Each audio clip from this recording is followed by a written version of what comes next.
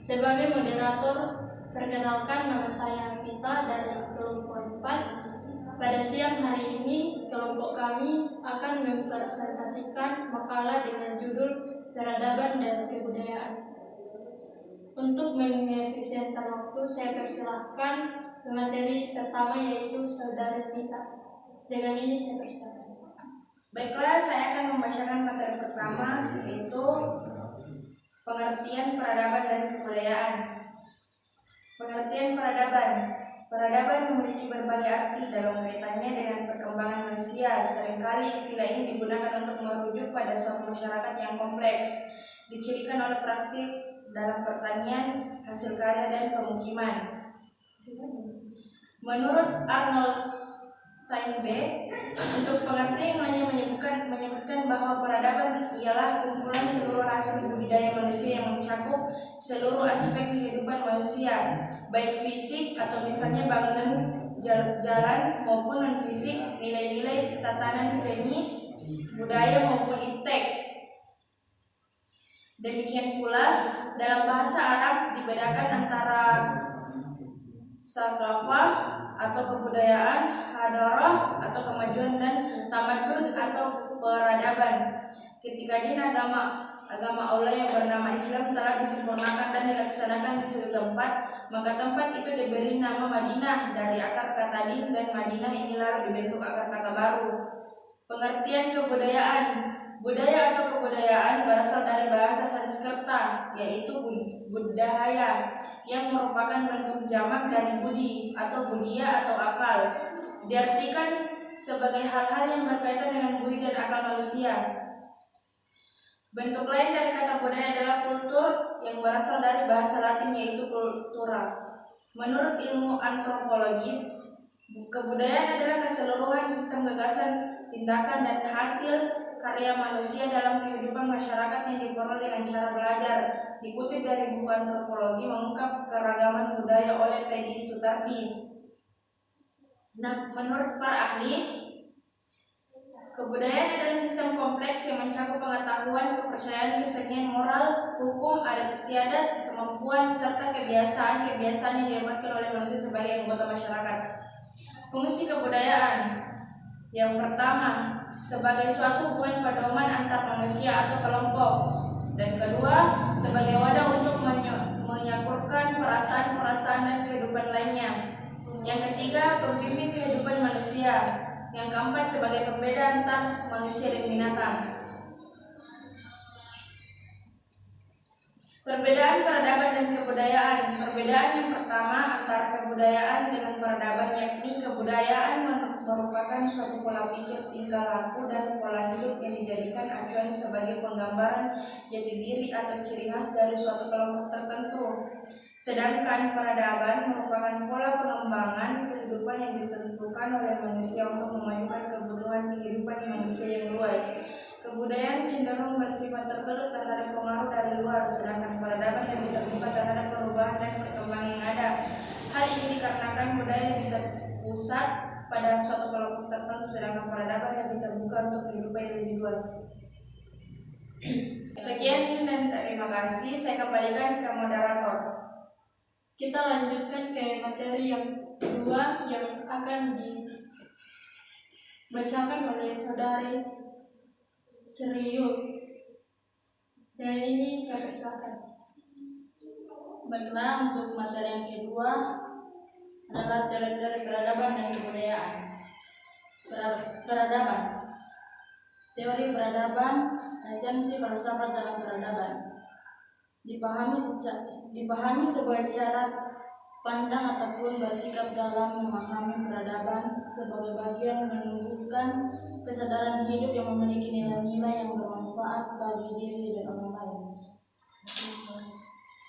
Teori sebagai dasar dalam penelitian, khususnya dalam kajian peradaban, memiliki peran penting sebagai instrumen mengukur batas-batas universalitas sebuah peradaban.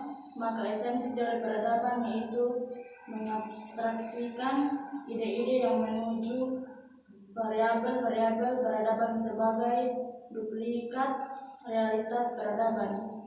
Sedangkan kata peradaban bermakna kemajuan, kecenderungan kebudayaan. Sedangkan kata peradaban bermakna kemajuan, kecerdasan kebudayaan, hal yang menyangkut sopan santun, budi bahasa dan kebudayaan suatu bangsa. Cara manusia mempertahankan keberlangsungan hidup ini, ia mulai dengan beradaptasi dengan lingkungan, melakukan rekayasa-rekayasa yang bersifat naluriah, menciptakan alat yang dapat mendukung kehidupannya, dan mulai berpikir mengembangkannya sampai kemudian diakui sebagai peradaban yang berkembang dengan cara adaptasi, asimilasi, akulturasi, dan lain sebagainya. Lantas apa perbedaan peradaban dengan kebudayaan? Sejak awal dalam tulisan ini, penulis tidak memberikan penjelasan secara eksplisit tentang peradaban ini, tentang perbedaan ini dikarenakan fokus pada pembahasan peradaban. Teori kebudayaan, budaya yang membangun, budaya Jepang, evolusi budaya, alam versus budaya. Kita para ahli antropologi masih terus menggunakan kata budaya tersebut, dan kita masih mengira bahwa kata budaya tersebut punya suatu arti. Namun demikian, memperhatikan cara kerabat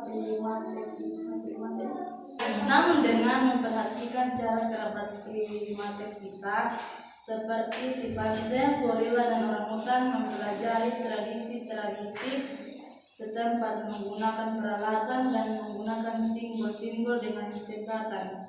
Kita tidak dapat lagi berkata dengan seenaknya bahwa budaya adalah warisan tingkah laku simbolik yang membuat makhluk manusia menjadi manusia. Dalam pandangan ini, secara tersirat terlihat suatu asumsi yang dimiliki oleh hampir keseluruhan dari kita.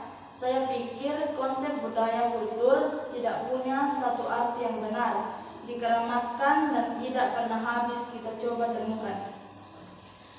Dan seperti diramalkan, ahli-ahli antropologi modern belum tentu sepaham dalam menentukan cara yang terbaik untuk mempersempit dan mempertajam konsep pokok yang mereka warisi dari para pendahulu mereka itu.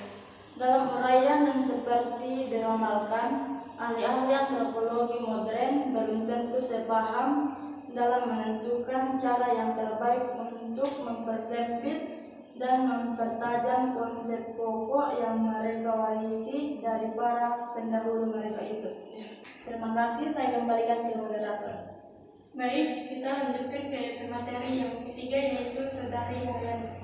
Terima kasih atas kesempatan yang diberikan. Saya akan membacakan materi ketiga, yaitu peradaban sebagai evolusi kebudayaan. Peradaban menjadi salah satu ciri evolusi budaya dan menjadi tujuan yang tepat untuk membuktikan kemajuan suatu bangsa. Setiadi Hakim Din Effendi 2006 menyatakan bahwa peradaban dapat digunakan untuk menyebutkan unsur-unsur kebudayaan yang dianggap halus, indah, dan maju.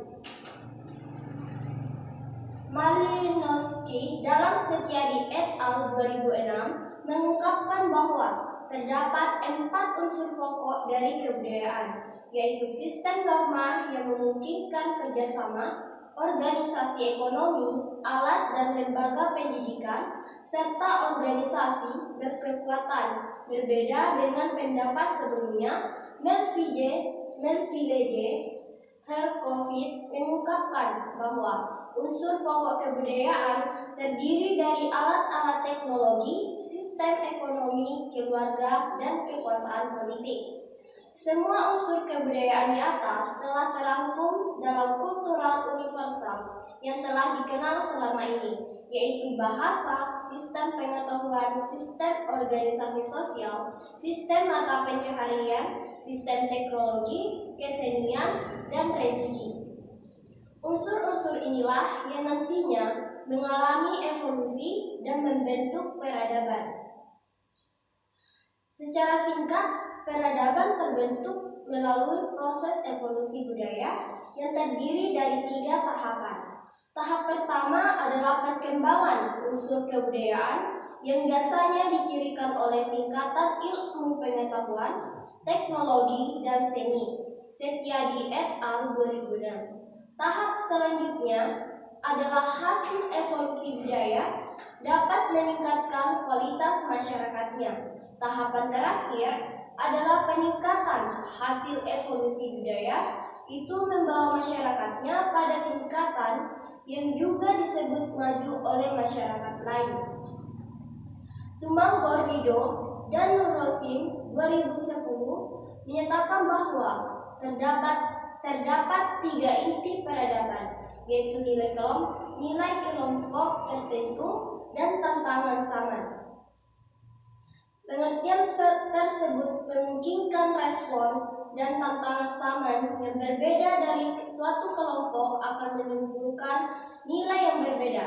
Dengan demikian, proses terbentuknya peradaban juga tergantung pada 3 inti peradaban yang saling mempengaruhi.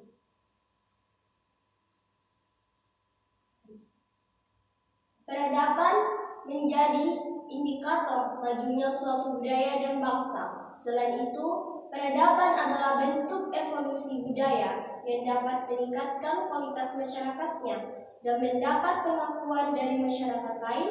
Perlu diperhatikan bahwa setiap negara, termasuk Indonesia, memiliki kesempatan untuk membentuk peradaban dunia tanpa menghilangkan jati diri bangsa masing-masing.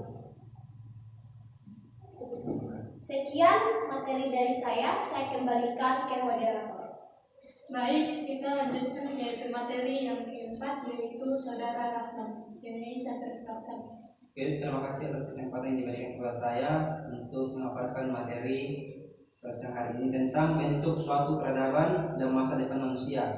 Jadi dalam peradaban manusia, kita seringkali akan melihat perkembangan dan kemajuan individu, keluarga, komuniti, masyarakat, dan negara.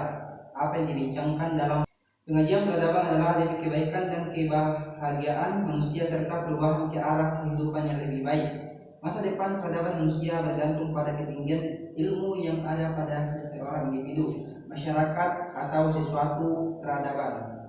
Semestinya ilmu yang dimaksudkan di sini ialah ilmu yang bermanfaat dan dipraktikkan. Ilmu yang tidak dipraktikkan akan lesu dan mati. Peradaban yang menjulang ilmu akan menjadi peradaban yang terkehadapan, manakala peradaban yang meremehkan akan menjadi peradaban yang terbelakang. Peradaban yang mementingkan ilmu akan menang, manakala peradaban yang meminggirkan ilmu akan kalah. Dalam peradaban, keperluan duniawi dilihat sebagai cara untuk mencapai keperluan ukhrawi dan mendapatkan keridhaan Tuhan. Sekian dan terima kasih. Saya kembalikan ke moderator. Baik, terima kasih. Itulah pemaparan materi dari kelompok 4 yang bisa kami sampaikan. Untuk sesi tanya jawab dan diskusi kami alihkan ke WhatsApp grup. Terima kasih. Wassalamualaikum warahmatullahi wabarakatuh.